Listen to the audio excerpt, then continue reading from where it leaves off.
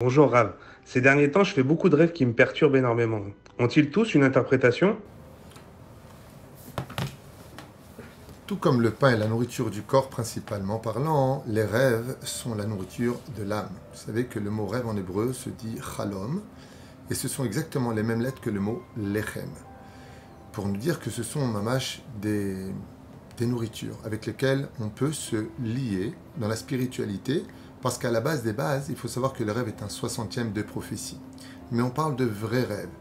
Quand le créateur du monde veut s'adresser à une personne, il ne va pas le tuer pour lui parler en face. Alors il va créer des couloirs dans lesquels l'âme, quand elle sort du corps, quand on dort, va rencontrer des anges qui vont lui transmettre des messages, des fois de façon métaphorique et des fois de façon plus directe. Les rêves sont véhiculés par plusieurs éléments. Le fait de manger lourd, par exemple, le soir ou dès l'étage, nous dit le Zohar HaKadosh, peut mener une personne à faire des rêves plutôt érotiques. Il y a ceux qui vont avoir malheureusement de mauvaises fréquentations ou faire de mauvais actes dans leur vie, ce qui va provoquer une impureté autour d'eux, ce qu'on appelle une atmosphère polluée. Et donc, quand ils vont dormir la nuit, ces spectres qui sont créés de l'atmosphère polluée vont venir lui chuchoter des choses dans l'oreille qui va s'appeler ou des cauchemars ou des rêves perturbateurs. Mais en réalité, ce ne sont pas des messages divins. Et le troisième cas, le plus connu, qui est à l'origine de tous nos rêves, c'est ce que va penser la personne. Comme ça nous dit la Gemara, que quand on pense toute la journée à des choses qui nous perturbent ou qui nous ennuient, eh bien automatiquement, on les perpétue dans nos pensées, dans le subconscient, que l'on prend pour des rêves, mais qui en réalité ne sont pas des rêves. C'est tout simplement une façon de ruminer les inquiétudes qu'on a passées la journée. Il s'agit ici d'un message divin.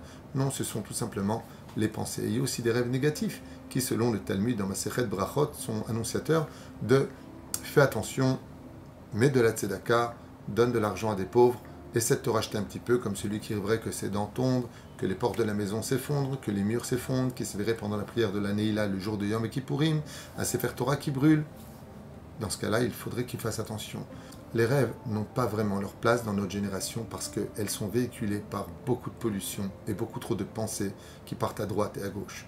Ceci étant, si une personne rêve de nous, pour nous, on peut considérer que c'est peut-être un message du ciel qu'il va falloir décoder. Pour cela, avoir un sage, un rabbin qui s'y connaît un petit peu dans la signification des rêves.